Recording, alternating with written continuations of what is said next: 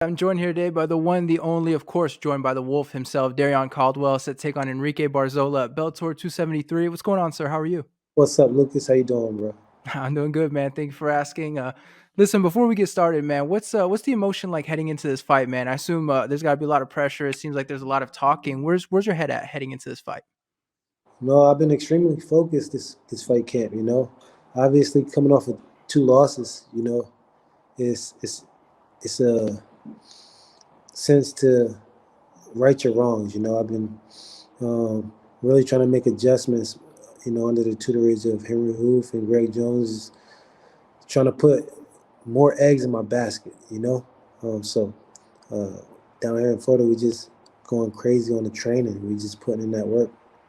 What's it like working with Henri Hooft? I know he's got a different coaching style. Not everybody necessarily appreciates getting yelled at and stuff like that. What's it like for you working with someone like that? It just shows us that he cares. He really wants the best for everyone collectively. Um, to have a head coach like that, it just puts things in perspective as to why we're such a powerhouse. It starts at the top and then it trickles down. And Henry, he's the guy that's here early. He's leaving late. So to see that from the head honcho it really puts things in perspective. How many fights have you done now with Henry? Is this the first one, or have you been there before? Because I know at one point you were out training, I believe, Alliance in California. When did this stuff start? I moved here January of last year, and so I had one fight here in Florida. Uh, a fight, I still, I ain't gonna continue to say, but I still feel like we won. But it is what it is. Got to do more. I got to have more output. Uh, this is one of the first camps in my whole career where I actually went back and watched myself on film. You know, Usually I'm like, oh, I don't watch film. I don't care about the guys. But sometimes it's not even about the guys. It's about you. So it's small things that really turn into big things that I'm working out over here. So it's important to you know have coaches like that. So, what made you want to watch film? Was it just you? Did you have somebody say it to you, and finally you felt like watching it? What was it that kind of pushed you to actually watch? Yeah. Now I had a coach. Tell me, it's it's cool to watch the highlights and stuff. We all want to watch the good things, but what about in transitions and what about things that you don't see on the highlights. You don't get a chance to watch over and over. You need to be watching those things. Where your footwork is going. Why are you putting your feet here? Why are you putting your wrists here? Whatever it may be. Um, it's important to watch film and just critique yourself to know exactly how you do things and why you do things and what you can change. Before we get to your fight, the title picture, and everything, I believe you went to college in North Carolina, right? I believe at the great NC State. Because I'm here in North Carolina, tell me a little bit. What's your relationship like with the state at this point, if you have one at all? My coincidentally, ironically, my brother just moved to Charlotte Oh, 2 months ago. So the last time I've been back to North Carolina was like what 2016. I did maybe 18. I went to like a NC State golf outing. We did alumni outing, which is pretty cool. Got to see some of the alumni, some of the other national champs from before me and after me. So I was there during that time. My brother just moved out there, so I'm assuming I'm gonna be out there a little bit more. He's got my nephews and stuff. So I'm a family guy. I like to, you know, catch up with family as much as possible. And when I was on the West Coast, it was a little tougher. Fights ain't cheap. So, but they're a little bit more doable. In terms of Florida to North Carolina type stuff. So. I assume it's got to be tricky too for you in North Carolina because there's not a whole lot of. We see like the MMA scene is building, but it's still tricky to find somewhere to train. I mean, sometimes you have to go to Wilmington with Derek Brunson and different places. Mebane with Alan Crowder. I assume it's got to be. You can't really come here to train. Yeah, no, geographically, Florida is the location for me.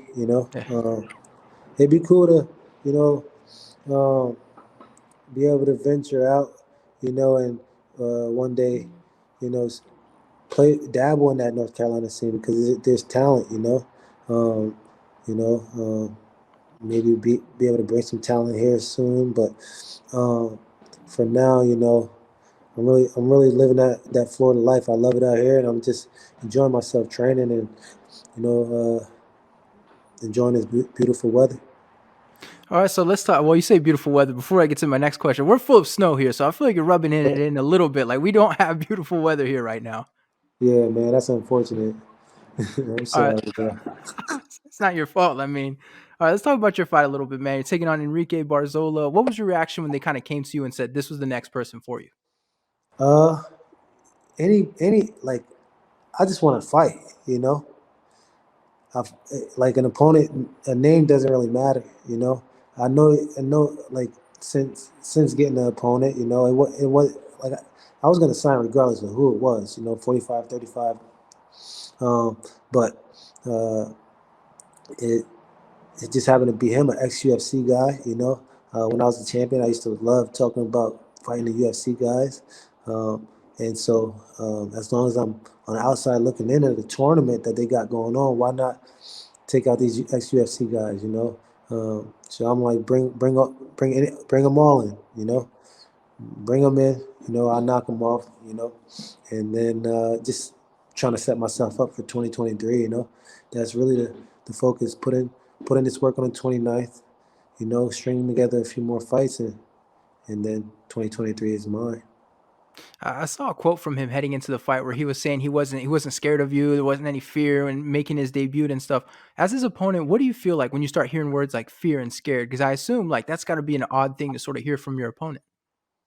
You know, I know he's from Peru. I think um, I know he's made a lot of sacrifices to be over here. In the states and training and stuff. So that's gotta be hard in itself. I don't think going into a fight to fight another person is gonna be scary for him. But I'm if he don't know what he's up against, if he's overlooking me, then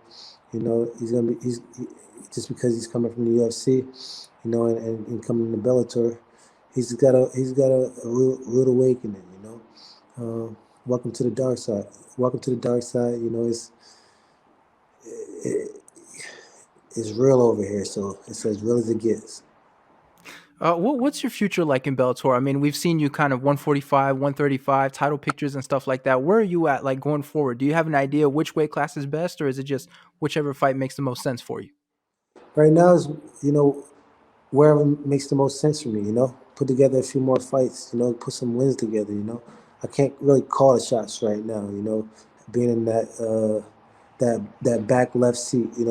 After those two losses. So um, right now, I just want to go out there, perform the way I've been training, and fucking put some more wins together. But because it's again that pandemic kind of threw everybody off. And so nobody really been able to string together that many fights, but I just happen to get less than a lot of guys. I see a lot of guys fighting and jumping in line. I'm like, shit, but it is what it is, yo. January 29th again. It's my time to shine, and I'm gonna really use that 15 minutes to show who I am.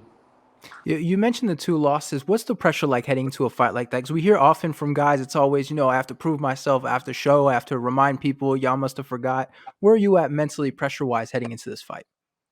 We all lose, you know. They don't really dictate who I am moving forward and what I'm capable of. I'm not gonna let three judges, you know, control the narrative of me being a champion. I know there's always going to be stepping stones and roadblocks, but you know that's what we human for. I ain't perfect, but I am fucking good at fighting. I tell you that. And so uh, I just want to continue to make a name here at Bellator. I want to break some records. Um, continue to break records and get that strap back. So I do want to get your take on this. We saw, I mean, it's been a few months, obviously, but we saw Horiguchi versus Pettis for the title. Huge knockout, huge comeback. He was in all the of the year discussions and stuff like that. For you in that division, former champion and everything, what did you make of that whole situation? I feel like that was a good fight.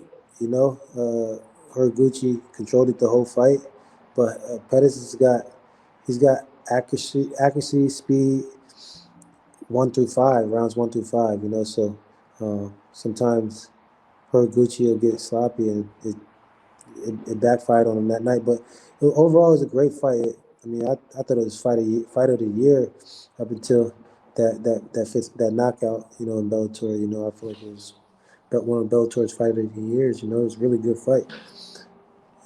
But Getting back to this fight with Barzola, what kind of fight are you expecting out there? And when I say that, I mean like sometimes people come in expecting brawl, sometimes people expect to defend a takedown the whole time. Strongly doubt that would be the case for you, but what kind of fight are you expecting out there? I'm expecting this guy to just be relentless, like just strong. Coming at me all crazy. With pretty good technique. I know he's got some decent stand up and some decent wrestling. So I wouldn't say he's good or great anywhere, but he's solid. He's a well-rounded fighter, and I think I'm gonna really have to go out there and break him. Does that make it more exciting for you knowing that there's that tendency for, like you mentioned, coming at you with some crazy stuff? Does that make it more fun for you in the fight, or is it just it doesn't really matter at this point? Yeah, no, it really doesn't matter. If I go out there and fight my fight, it's gonna be a it's gonna be a short night for him. All right, one last question for you. It's an easy one. It's an obvious one, but how do you see yourself getting your hand raised at Bellator 273? I don't see this guy making it past the first round. KO, TKO, or a slick submission. I got those in my arsenal. I've been working a lot of ground game over here, so um, expect that to be back in my arsenal. Where the last couple fights you see me just get on top of guys and just lay on them. I really feel like I'm going for the finish now. Get on top of guys and out slick them. All right, well, we look forward to it. Thank you so much for the time, man. I really appreciate it, and I'm looking forward to this fight.